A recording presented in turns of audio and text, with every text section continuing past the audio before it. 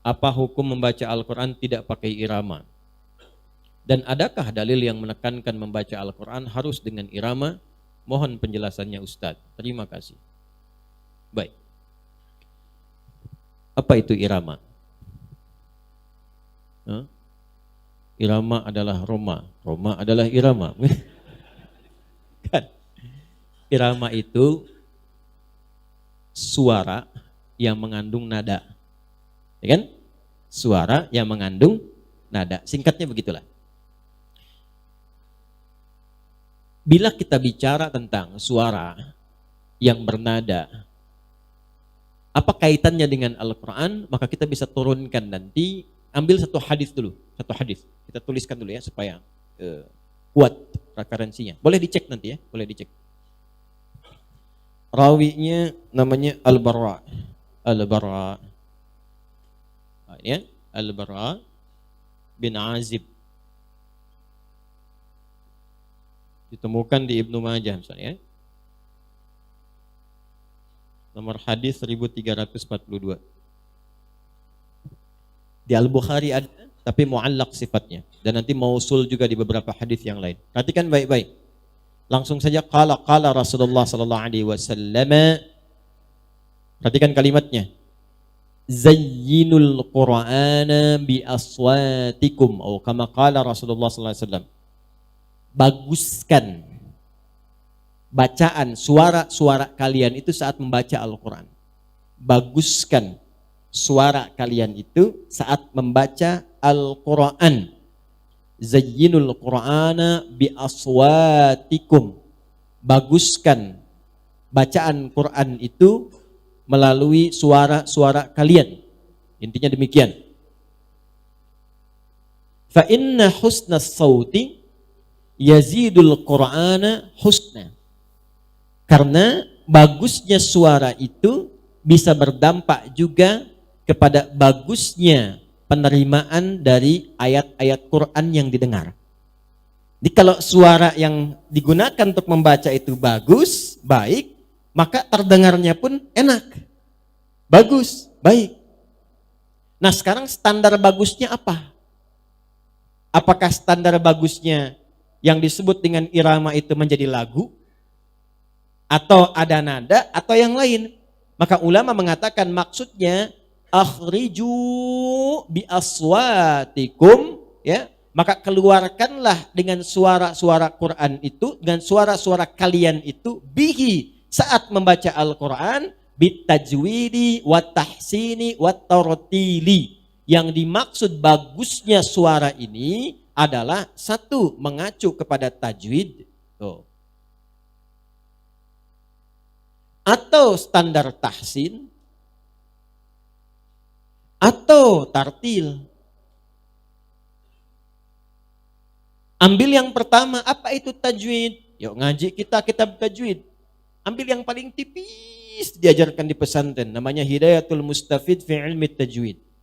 Pembukanya, ma ilmi tajwid. Mat tajwidu, at-tajwidu lughatan al-ityanu bil jayyidi wastilahan ilmun yu'rafu bihi haqqahu wa mustahaqqahu min as-sifati wal mududi wa ghairi dhalika kat-tarqiqi wa tafkhimi wa nahwihima. Ma ghayatu ilmi at-tajwidi ghayatuhu bulughun nihayati fi itqani lafdil qur'ani ala ma tuluqiyya min al-hadrati nabawiyyati afsahiyyati wa qila ghayatuhu sawnil lisani 'anil khata'i fi ita'i kitabillahi ta'ala. Paham? Tidak. Baik. Apa itu tajwid? Itu saya pelajari di tahun 97. Saya baca itu, belajar di hari Rabu. Pelajarannya sore jam 4, saya baca jam 2. Saya hafalkan itu tahun 97. Berarti sekarang sudah berapa tahun? 15 tahun ya? Ada kurang lebih ya? 15 tahun. Saya ingatkan kepada adik-adik yang masih belajar atau kita semua, salah satu wasilah untuk menguatkan hafalan itu nanti ada 3. Ada 3. Ada berapa? Ada 3. 1, jauhi maksiat. Yang kedua, tingkatkan taat. Rajin sholat, tahajud, rajin baca Quran. Yang ketiga, ini penting nih ya, bisa doa orang tua atau memuliakan guru.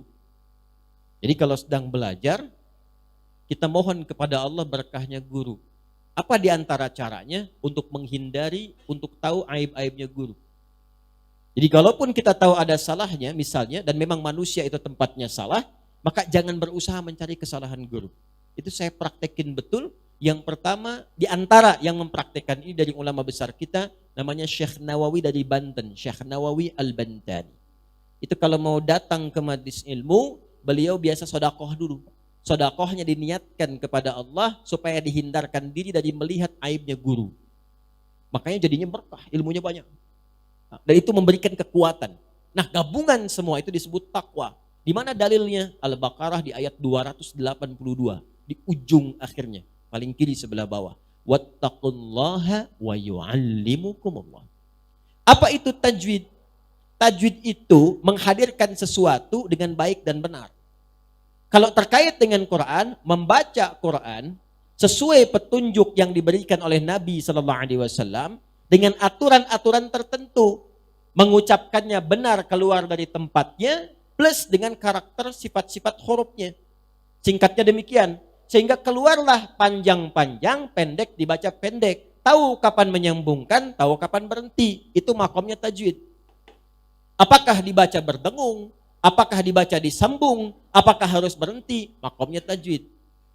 Nah, di antara pembelajaran tajwid itu, ada nanti materi-materi yang mengajarkan kita bacaan-bacaan tertentu. Misal, yang paling gampang. Ada yang namanya mad, dibaca panjang. Ya, baik mad tabi'i, singkat dengan 2 harakat. 2 harakat itu gini, asalnya harakat begini 1, ditambah lagi 1 begini. 1 tambah 1 jadi 2, biasanya dipasangkan tanda begini. 2 harakat itu kalau kita baca cepat di sini, tambah kecepatan yang sama dengan ini. Ya, misalnya fataha begini, fataha, fataha, fataha, tambah lagi pakai alif misalnya, begini. Alif ini gambaran ini, 1 tambah 1, jadi 2, jadi begini tandanya. Maka dibacalah 2 harakat, 2 harakat itu gabungan baca ini dan ini. Ya, fathah dan fathah. Fataha, fataha, fataha. Nah, kalau nanti 4 harakat, tinggal 1, 2, 3, 4. Kalau mau rumus cepatnya begini, setiap 2 harakat itu, taruhlah kita ambil misalnya 1 detik. Ya, jadi kalau 4 harakat berapa detik? 2 detik. Ya, kalau 6 harakat berapa detik? 3 detik. Setiap 2 harakat 1 detik, itu paling gampangnya. Ya, misal kalau 2 harakat 1 detik saja. Alif lam mim. Tahan. Dzalikal kitab. Dzalika 1 detik saja. Dzalikal kitabu la raiba fihi hudal lil muttaqin. Mad arid lisukun bisa 2, bisa 4, bisa 6. Kalau mau 2 1 detik. Hudal lil muttaqin. Ya, 4, 2 ketukan 2 detik. Hudal lil muttaqin. 6 harakat 3 detik, gampang. Hudal lil muttaqin. Selesai. Gampang kan? Halo, gampang? Gampang ya?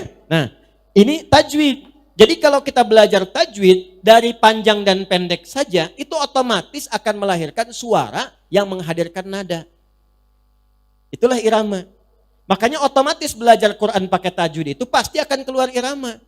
Dan yang paling menarik, irama Quran itu 1, beda dengan musik.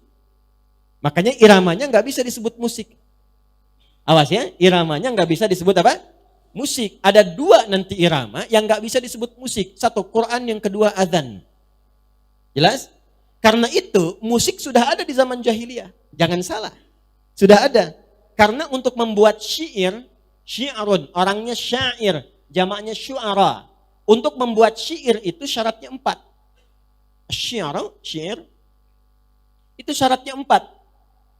Di antara 4 itu ada fasahah, harus fasih kata-katanya. Nggak boleh a-i-e. Yang kedua, khayal, ada imajinasi. Semakin tinggi imajinasi, semakin kuat ya daya pikat syairnya. Yang ketiga apa? Ada unsur musik. Makanya nanti ada notasi di jahiliyah itu. Notasinya dikenal dengan bahar namanya. Ada 16 bahar. Ini ilmunya arud namanya. Ada 16 notasi. Ada rumus tawil yang pertama. Tawilun lahudunal bukhuri fadailu. Fa'ulun mafa'ilun fa'ulun mafa'ilu. Kifa nabki min dhikra hadal habibi bihadal manzili. Bisaqtil wa bainad dakhuli fahawmali.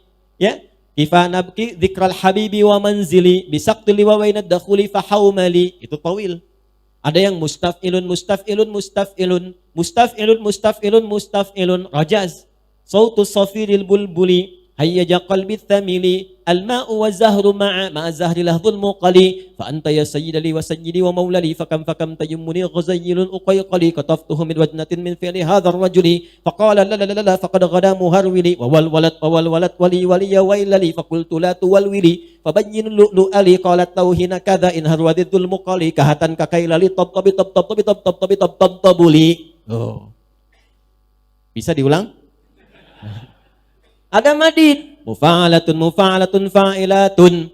Ya, apa jadinya? Dipraktekkan. Tala'al badru alaina min thaniyatil.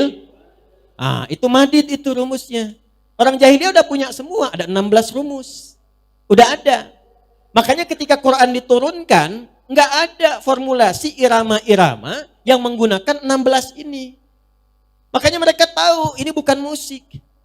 Mereka paham itu. Karena nggak ada satupun rumus musik dipraktekkan di Quran. Mereka tahu ini bukan buatan manusia. Cuman karena gengsi aja menyoal.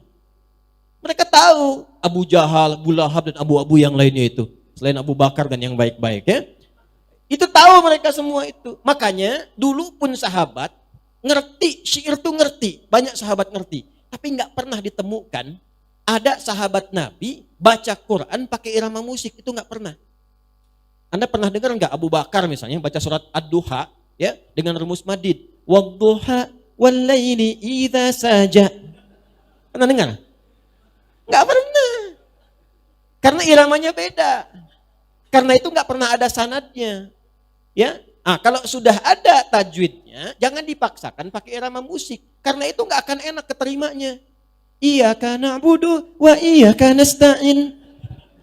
Coba baca Quran gitu, bubar jamaah itu. Alam nashrah laka sadrak. Nggak bisa. Wa wada'na anka wizrak. Nggak bisa. Coba aja Anda. Jangan ya, jangan. Jadi kalau sudah ada tajwid, nggak usah pakai langgam yang aneh-aneh. Nah, mau langgam Jepang, langgam Cina, langgam Jawa, langgam Sunda. Orang kayak, yuk pupuh lah, daminati lada, nih baca Quran. Nggak bisa. Ya, bubui bulan, sangran bentang, alam taro, kaifa fa'ala rabbuk. Nggak bisa. Nggak enak keterimanya. Jelas ya? Jadi nada di Quran itu, irama Quran itu bukan musik yang dimaksudkan di musik-musik biasa. Bukan itu, beda. Itu dihasilkan dari tajwid. Karena itu sentuhan ke hatinya pun lain.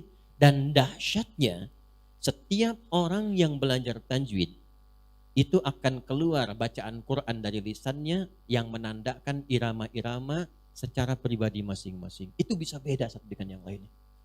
Mau disama-samain akan ketahuan. Bismillahirrahmanirrahim. Oh iya masih cecep. Udah ketahuan. Ya orang tua kita dulu tuh. Kan gak ada lagu-lagu yang aneh-aneh. Tapi kita tuh tahu dan merasakan betul bacaannya.